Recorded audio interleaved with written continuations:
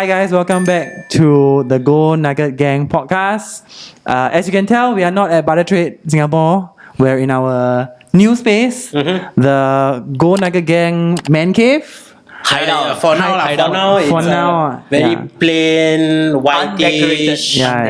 We'll have photos for you to sort of see, videos to sort of see. We'll show you a little bit of the space. You can go onto the Gold Nugget Gang Instagram page to sort of look at the different photos of the space. It's a simple space in the Upper Serangoon Shopping Centre, and we'll be here. We'll be open most days, like Wednesdays to Sundays maybe.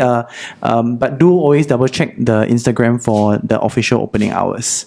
Yep. So nice, a new space, a bit echoey, but hopefully should be good. Yeah, let's see. Just need to put a lot more furniture. I think the echo gone. Yeah. At the back we'll put more posters. I think the front is also echoey because there's all the furniture that's already up there already. But at the back here we'll put a bit more down the line. So what's today's topic? Yeah. We've covered quite a lot of things. We covered grading, buying and selling. But this week's topic is inspired by an article that came out last week. Straits Times, Mothership. There were quite a few news articles locally, and even some international or regional Thai and even Malaysian news articles picked up this particular story where a group of about 5 individuals in Singapore were scammed out of $111,000 worth of Pokemon cards. Pre-order. That's the word. Pre-order is the keyword. No, it's not the keyword. That's a taboo word now. Taboo word. Not a keyword. So the breakdown of it essentially is people have chosen to buy items at a better price. Typically will be offered at a better price, even though market may be a bit higher at maybe let's say $350 a box, but the pre-order maybe can be at $280, somewhere around there. And then they say, and people want to have more boxes, so they say, I don't want to just get one box, I'll get 6 boxes, or I get 2 cases or 3 cases. And it's very easy, like a $300 box, if you get 6 of them, that's $1,800. You get a full inner case or things like that. $1,000. That's about almost $10,000 already. Essentially, it's about ordering, group ordering together. In a very simple layman way of putting it. So I mean, the normal distribution in terms of buying cards, the typical flow will be, there will be a distributor in a country that distributes that product. So some sellers or some shops that don't have access to that, what they'll do is they will choose to look for other distributors that's not the official distributor in Singapore. So in Singapore, the official distributor is Maxsoft, this company called Maxsoft, right? They distribute all the trading card games like One Piece, Dragon Ball, TCG, basically. Most of the TCGs that are with them. There are some that are outside of there, but most TCGs and Switch games, I think, is also from there as well. So there's this distributor in Singapore that officially does that, right? And people will look for other distributors. Maybe they're from the US, or maybe they are from Japan, or other countries, or South America, or whatever. And then, that's where they will get this stock. So from my understanding, actually Maxsoft is covering Southeast Asia and Oceania actually. Oh, so even Australia and New Zealand. If I remember correctly, their coverage is big. They're big. They're definitely very big. I think Oceania has EB Games there. Also, distributor. So Singapore, mainly Maxsoft is Southeast Asia. Okay. Because I remember. Okay, maybe this old information. It could be that they change. Sometimes they change. It's not up to date. That's roughly the idea. But typically there'll be one distributor. They'll have the rights. They'll sign $1 million contract to say that I will be the main distributor within this country or this region. And then we've got other people who are now trying to come in and say that, I will take from stores or other distributors from overseas and come in, right? I guess to the two of you, have you ordered pre-orders from companies or sources that are not your typical distributors, and have you had bad experiences from that in your own perspective? I didn't order any kind of pre-order. The most recent one or common ones I do is always those exclusive promos that only Pokemon Center release. We have the ballot, with Japan address. Oh, okay. So you have a special access because I have you've got connections family, there. you got family members there, so or it's easy for friends. me to do that. Yeah. But pre-ordering, I have tried, but I always have this weird feeling something might go wrong. So in the end, I don't do it. Yeah. I remember mine was during do you all remember the Charizard box? The UPC. Wow, No. the 3 pieces one, is it? That's the UPC. I don't know, that one, the acrylic stand one. Acrylic stand. And together, it came around the same time with the golden box, Detective Pikachu. Wow, that's too long ago, man. Yeah, so so that was one of the last times I did pre-order, right? So we did a pre-order, and then they were saying something along the line, or this came late, that came late. I mean, eventually we got it, but I mean, it just gave me a very uneasy feeling, and then that was the last pre-order I ever did. And even in shop now, like for me, at Bartertrade, we don't do pre-orders. So like in shops, especially for some people do pre-orders, but I mean that's how they run their business. But for us at Bartertrade, we don't do pre-orders. We will wait for the product to be in our shop. Then we tell people that the box is here. Yeah. Right? It may be sometimes you will miss the attraction kind of thing. The hype window. The hype, yeah. But I feel it's much more safer instead of it's like false promise. We don't like the false promise. Yeah. False promise is very scary, right? You have to put deposit. Yeah, and then if something happens, then your, not say your reputation, but sometimes it just feels, You cut the order. yeah, that kind of thing, and it's not nice. I don't like that feeling. Yeah, so usually we don't do pre-order. So like the upcoming set, Destiny Rivals. Destiny Rival, no, the Japanese set, black and white. The black and white. Oh. Yeah, it's coming out next week, right? Next week it's already. So do I have pre-orders? No. Do I did pre-orders? No. Do I have the box? Yes. Kind of thing, right? So if people want to buy, you just have to wait. First come, first serve lah. First come, first serve, and then if we still see if the market is viable for us to bring it in more, then we will just bring in more. Yeah. I mean, so with that, that's really some of the pricing in terms of that determines the pricing as well, right? So if a card is very popular and people are all expecting it to go up in value, the demand is higher, so more people want to get their hands on it so that they can also flip. Then that's where these loopholes typically happen, because most people will say that, oh, I want to get this particular, I can always resell. If I buy at a premium price, I can sell at a higher premium. So that's a lot of logic, I find. Yeah, I mean, like it still boils down to the FOMO feeling. Yeah. Like I'm not getting it. People around me is getting it, kind of thing. So a lot of people have this FOMO feeling of not getting the particular box that they want, or especially when they see the particular card in the box. The card in the box, is going up like X amount of number, then they feel, wow, wasted, I never get this box. Yeah, but this is typically happening only for modern sets. They are going to just release or upcoming release, right? And when everybody sees the heat coming out, streamers putting up the hits non-stop, wow, everybody go nuts. That's the part where it goes crazy. During the One Piece days also, 1-2 years ago, because when they released the specific manga, the manga rare, then people were like, OP05 or whatever, then the hype, everybody will want to get their hands on it. Then if it's a not popular manga, then people will all die down, things like that. But I guess for you also, because you have context, like recently you bought in the Rocket briefcase. Yes. And actually when it was launched, when you first announced, there was a lot of hype for it. So expensive. Yeah, and I think there was a pre-order. Somebody we know did a pre-order for there was people doing pre-order, Yeah. and the price was way higher than whatever you're seeing right now. I saw 1,000 plus, I There think. is one point is at 1,000 plus, but whether is it justifiable or not, at first sounds quite fair, but if you think about it, for my own case, I experienced it the same way, right? Some price went 5 times whether I want to buy or not. Yeah. I say maybe I wait, but got lucky. You wait, it dropped down to 2x the price. Yeah. If you're willing to pay 2x, you pay it, right? Yeah. So my one is my own ballot, so I didn't have to pay extra, but I will gladly pay 2x for one more just to keep for fun. Which now the market is about, It's about I think there. $300 to $400. Two And then times what is happened? okay. And then what happened? Or is pay to order? Yeah. So pay to made or they- something. they- You know, but it's a limited time frame, so you have to get it now. Yeah. But I mean, it's like it still boils down to the people who comes to the conclusion that I need to get it now. If not, I won't get it. You know, That's kind right. of thing. It's the FOMO factor. The FOMO factor is very strong. Yeah. So to your point about FOMO factor, I think we are seeing the FOMO factor happen for a lot of the new sets.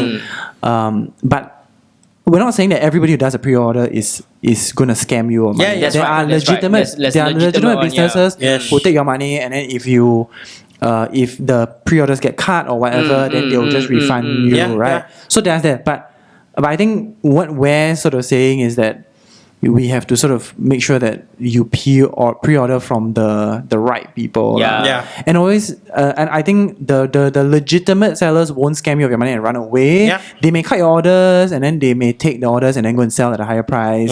That happens. That's quite common, but they never scam you of the money because they'll pay you back exactly how Correct, much you yeah, paid for them. correct. But is this FOMO, this that this feeling that gets people?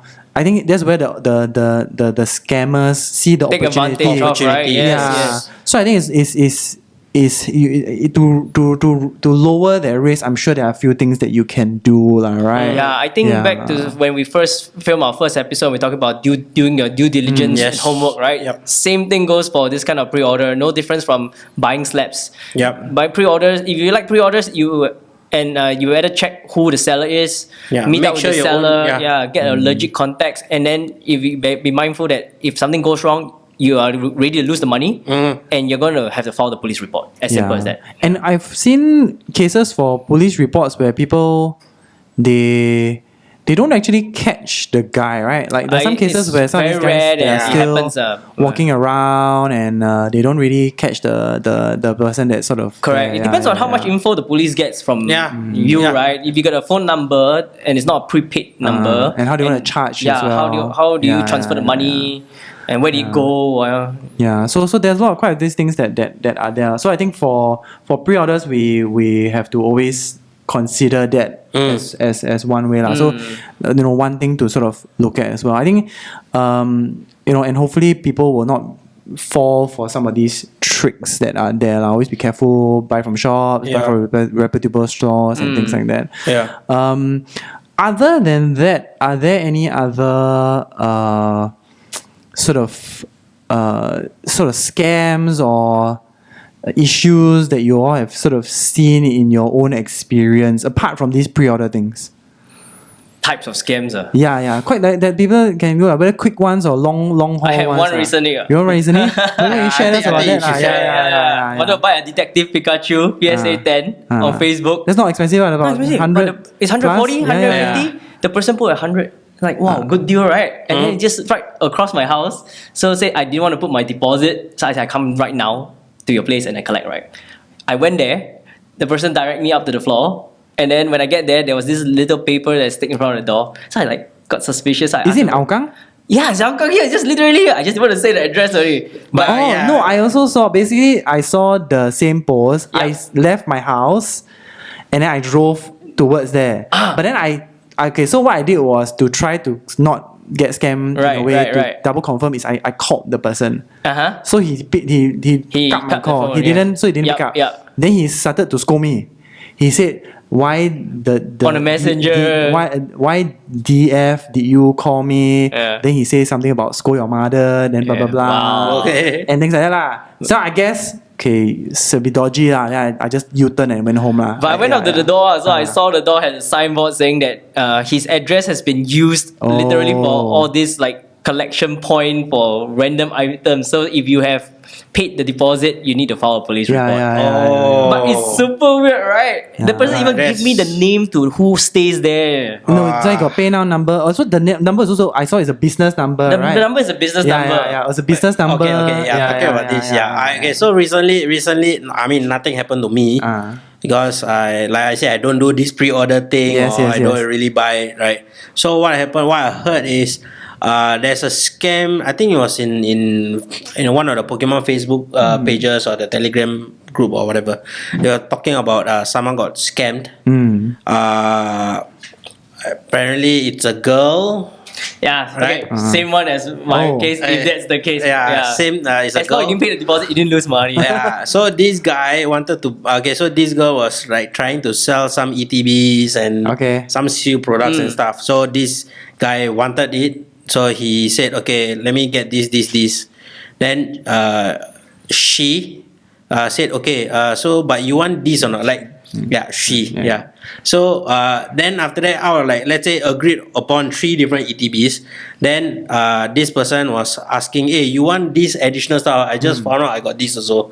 So it's like piling on the originally agreed upon 3 items. So this fella, I don't know, maybe he's a newcomer, new timer or whatever, right? Because there's a lot of people in this coming into the hobby, right?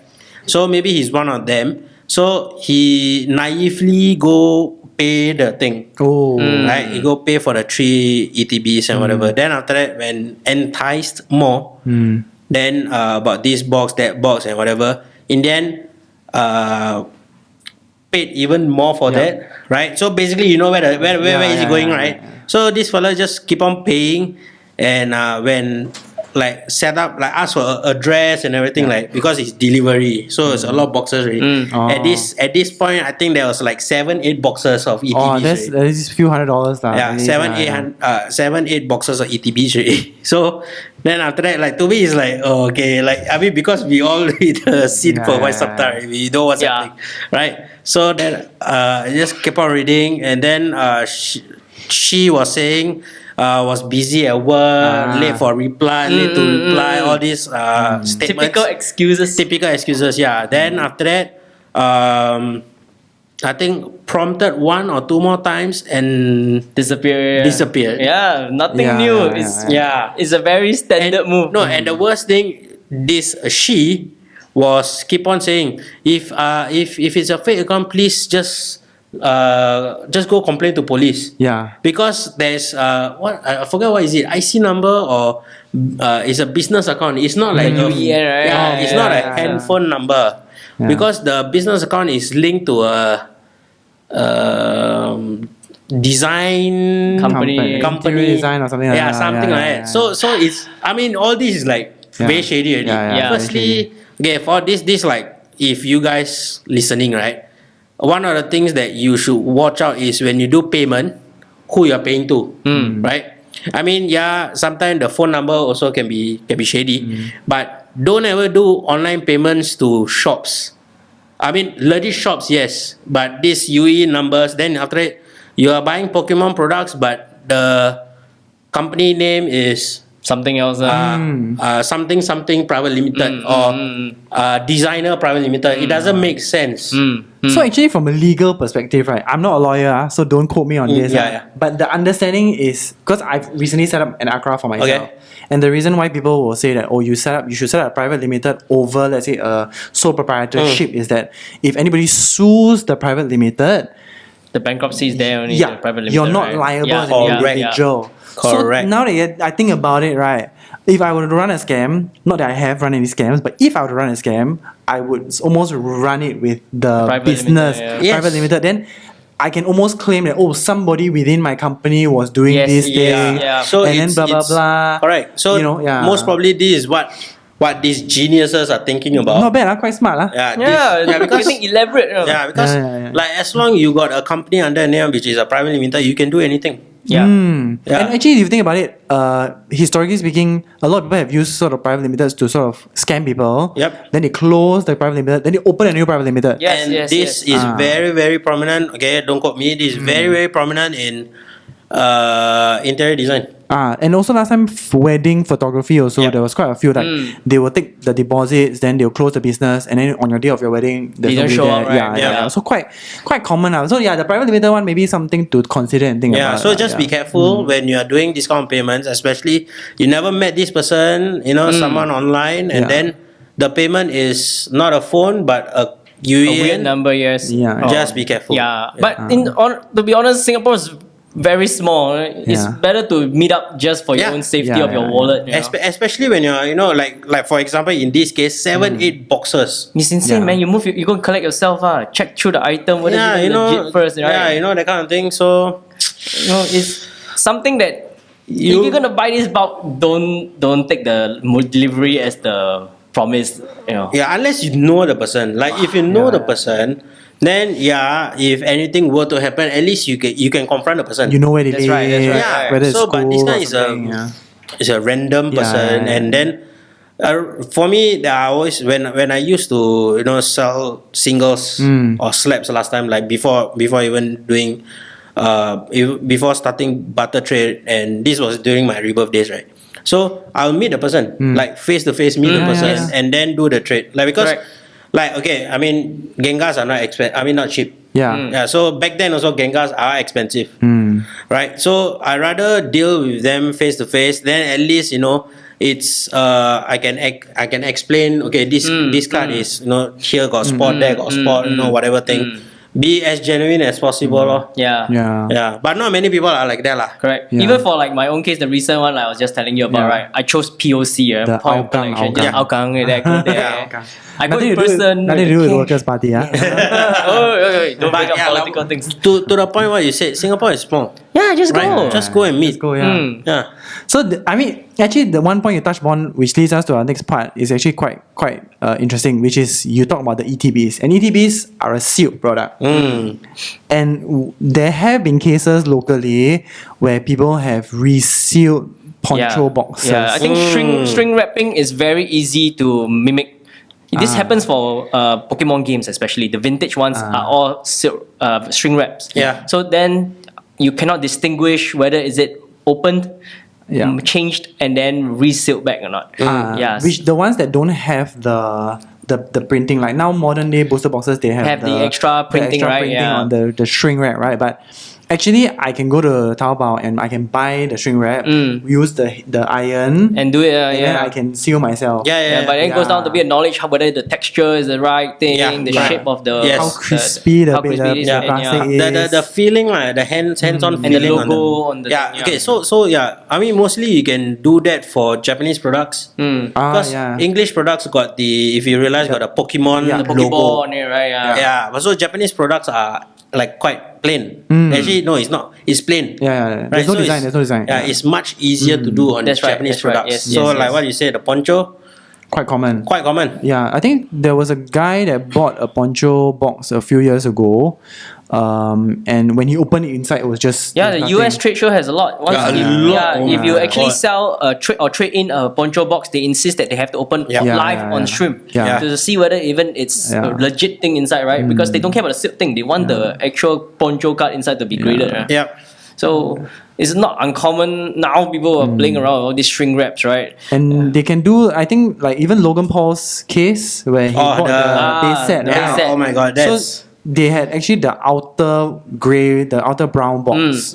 So I think what they managed to do was they managed to take out that plastic, that Neatly, tape yeah. from somewhere else and then reseal it Yeah, back again. yeah. I mean that is a strong possibility because yeah. his was G.I. Joe packs, I think. yeah. I mean inside was GI, but his was a sealed Sealed booster Booster case. Yeah, six lah. Supposed to be Six six cases. booster case. So Of the But first edition. first edition Yeah. base. I mean, we don't have $1 million to spend lah. Yeah. But I mean people like him, and that period of time was Pokemon hype, Yeah, and he yeah. paid premiums Prices for for it. that, right? Yes, Premium yes, yes, prices yes. for it. Sealed, yeah. So even when I buy sealed, I also typically, especially a bit older, I always prefer to buy just like either a shop or at least some your friends. I think at the back of your mind you always think like even if it's a friend sell you, a You box, have to right, check through. I always think. Not to say that he scammed me, he may not even know that. He may not know. Yes, correct. yes. Yeah. So I typically don't buy boxes, but let's say trade show somebody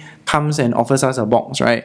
We'll say that I'll have to take in, but then I will open on the spot. If it's fake, Yeah. then I'll refund you. Then you refund me the money, or if not fake, then I'll pay you the cash. Yeah. Then so recently I think somebody came with the Alolan Valpix The and box, is it? Ninetales The box. promo box. Oh, okay. Yeah. So I said I cannot pay you sealed price, but I can pay you the 2 raw cards price. Okay. Because those are the key ones, So I'll pay you 2 raw cards price. You see whether you want or not, lah. Like open on the spot. Then if you agree, I will open on the spot. If the 2 cards are there, I'll pay you. That's right. Yeah.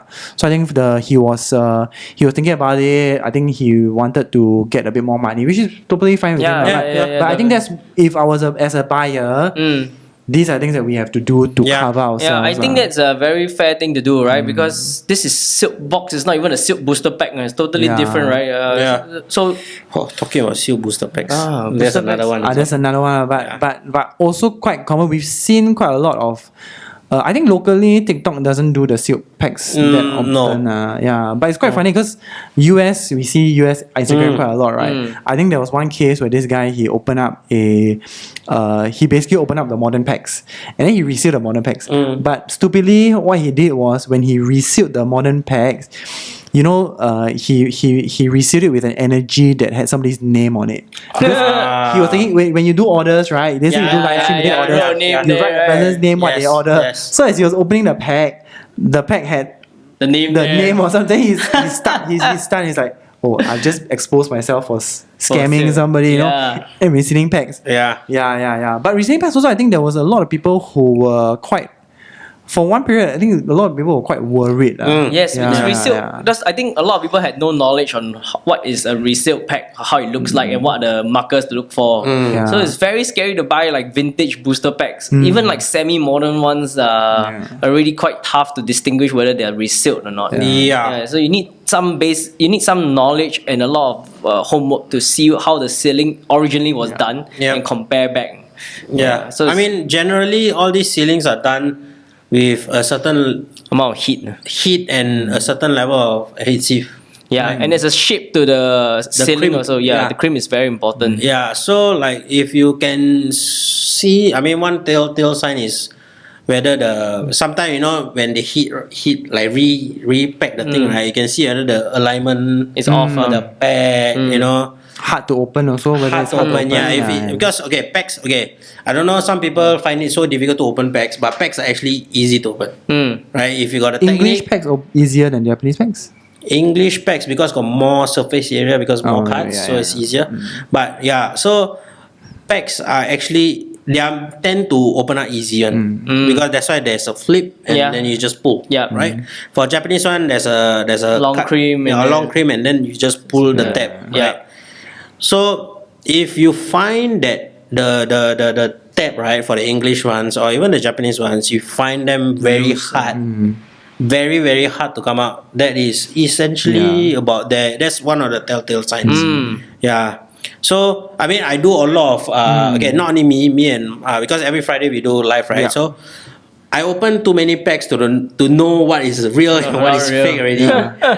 So that's why I can easily say fake ones and real ones is the way how they feel firstly, and then the opening part you'll know one. So I mean, in terms of the resealing of these products, something to always consider. I mean, especially if you buy sealed boxes, you need to double check, and also you need to sort of look out for people. Rip and ships also, be careful who you rip and ship from. Even streamers also. I mean, a streamer could say that they have. I mean, in terms of the packs, they may not reseal packs, but they may filter packs also, right? So that's another thing that they also do. Some people do, not all streamers, but but some people will sell maybe because for Japanese packs you sort of know the configuration. I think it's like the first or second pack will be the big hit. Then, usually for modern boxes is what they got this formula 3+1. Kind of thing. Don't even know what it sure, really but but that's what a lot of people say. So so that's the configuration kind of thing. So if you're talking about that, that's what if you're talking about. So then also now recently, I think there was a person that used a metal detector. That one's a new thing. So they can scan. They basically scan the whether card there's a holographic and see whether there's a holographic, and it's quite accurate. It's accurate, We haven't tried it, but based on what we've seen, seems to be quite accurate. But I mean, like I seriously don't understand why you're taking the joy out of opening up packs. As in, it's just going down the technology what you can use to uncover things, right? I mean, you buy a bunch of packs. Right? You buy a bunch of packs. and you want to get something. Why do that and know, okay, this number of packs I'm getting something, number of packs I'm not getting something? Yeah, but from the sort of, not say scammer, but from the dark side of things, a person could easily filter out the packs and, you know, like a store maybe will filter out the pack and sell the ones that are... It's experimenting, you know. At the end of the day, these people who put up the video to share, it's a good thing. Because when you have this kind of knowledge, you tend to not share if you knew about it. Correct. But it's out of courtesy, somebody share with you. So I mean, it can be a good and bad thing, right? So the bad thing is where people see, oh, there's a loophole. And then, just buy this very cheap one. It started with the weighing of a pack. Then move on to like number of configuration, then to filtering packs. Like when the major hits out, then you know the rest are rubbish already, right? And you have to no choice sell it off, and then you quietly put it somewhere to sell. And now come to the point where there was an X-ray at one point of time. CT scan too expensive. So now the metal detectors are very cheap. Deserve a Nobel Prize for that. Maybe if we got enough likes, we will try out. There was even a period of time where the 25th anniversary packs could shine light through and see what's inside first because it's a single card in there. But these are, I give it to them, it's quite intelligent. Intelligent, yes, but it's taking out the joy from opening up packs. But basically. Sharing that information was good. You know all the dark side of these things now. So I mean, for people who want to collect and, you know, are worried, then when you go to a shop, to ease your worry, best is to buy just a full booster box on its own. And not buy loose packs lah. I mean that's the best lah. But for vintage, you do have a choice, right? And especially when it comes to holiday sets, like your prismatic is a holiday set, right? So it's either you find the box itself, or you find there's another way of finding it, which is all your loose packs lah. So people open very cheap products and then they put it in the shop. So there's another way because holiday boxes or holiday sets, there's no like booster boxes, right? You only have booster boxes for main sets, right? So that's one thing you should look out for when you buy packs. I see. So I think maybe one last thing that we talk about the dark side. I think recently we spoke about the theft thing in our first episode. You know, like trade shows and things like that. So the rise of thefts have I think increased a few weeks, 2 or 3 weeks ago. Regen Pals, one of the vendors, they released a video. I think it's hit a few million views already. Wow! Some guy, I think 1 or 2 million views if I'm not wrong but basically there was this guy. He was trying to take out a card from the binder, and then he had to use his wallet to cover up. But it's just getting very blatant. And I mean, I still remember talking about this in the first episode, but it just feels okay. It's monkey see, monkey do. I'm pretty sure these people saw somebody did it. Somebody did it in the Americas and everything, right? So when they saw it, this is a way to do it. It's a way to try out. Try. Okay, let's try.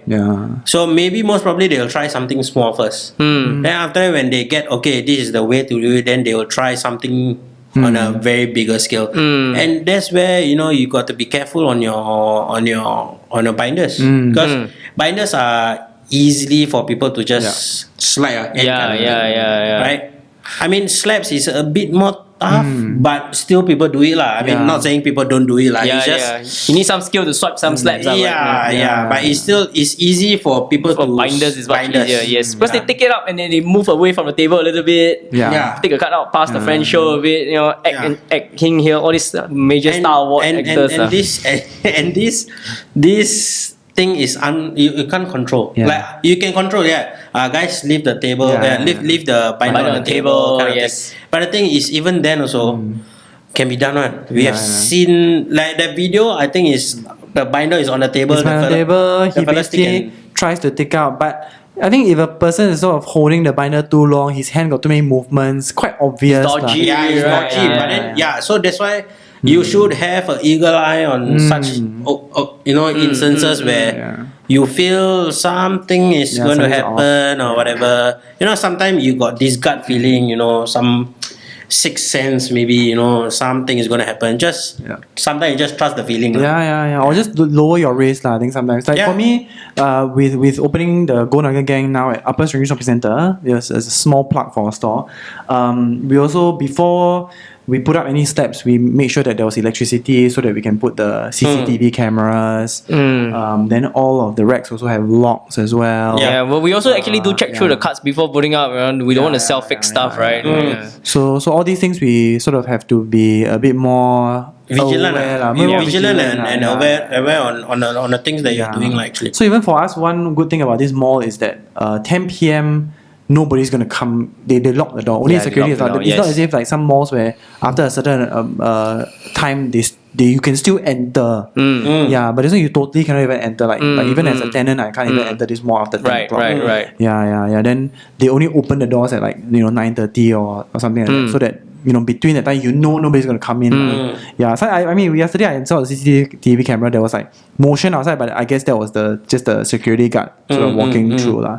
But yeah, so you have to be vigilant. I think we've sort of seen quite a lot of things that are happening, whether it's scams of $100,000, whether it's stealing cards of a few $100s, or even stealing a few dollars, or doing things like receiving packs, receiving boxes.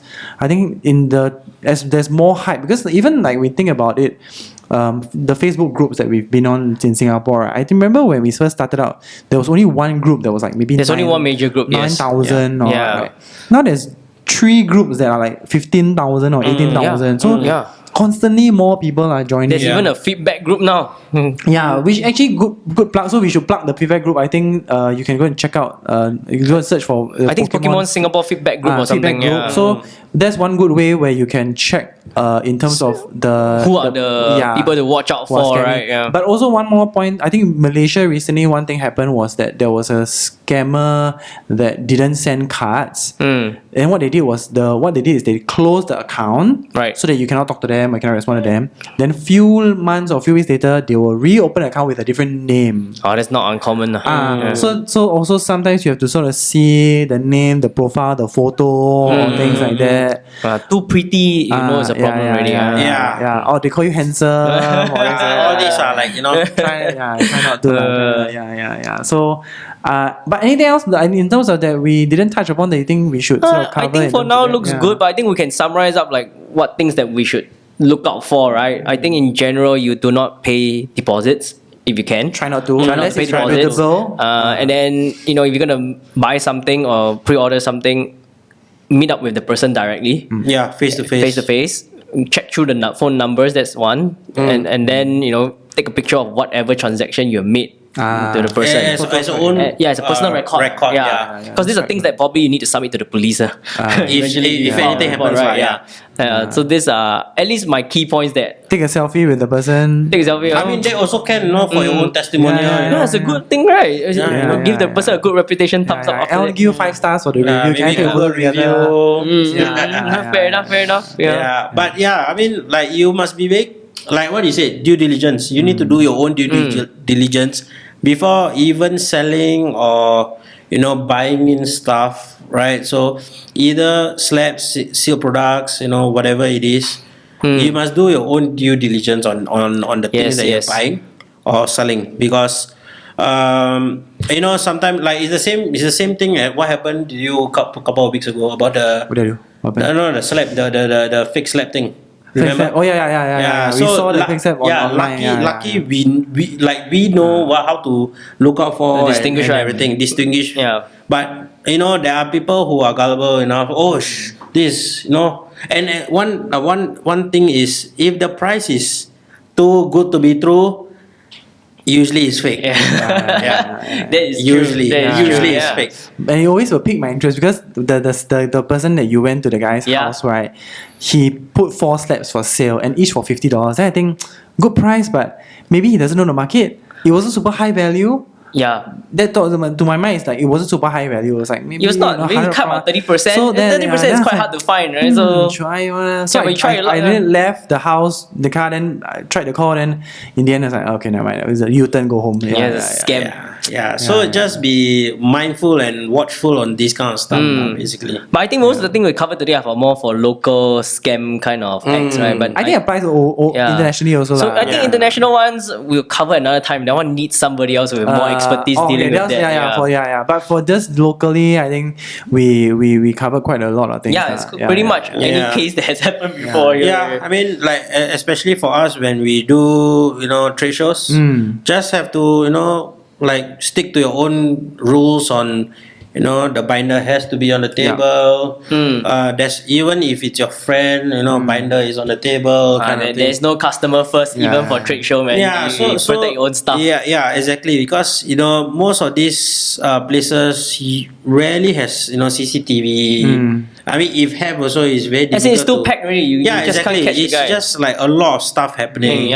So it's, I mean, if you are a lot savvy and you feel security is the most important thing, and then maybe get a camera, put it there, then like maybe do something about it, like you have to have some form of vigilance lah. Use vault cases when that's another one also, like have you just have to plug it in. Have to. Use Vault250 boxes, to which is a good display for your home as well. It is. No doubt. Can put a booster boxes. There's a lock. That's more important. There's lock. And security is important, right? Especially during. Sponsor me. We will think about it. Just one case will do. One case. So it's the security element. Security element. So I think that's really covers in terms of all the things that we want to talk about. Like I said, we're now moving to our new sort of Gold Nugget Gang man cave. If anybody likes to drop by, do drop us a DM and then you can come to the store. We want to sort of have more people to come on the show as well, and also buy and sell your items and collectibles. So we'll see you soon in our store, or at least see you around on the next podcast. All right. So thanks very much, everybody, and see you. Bye. Bye.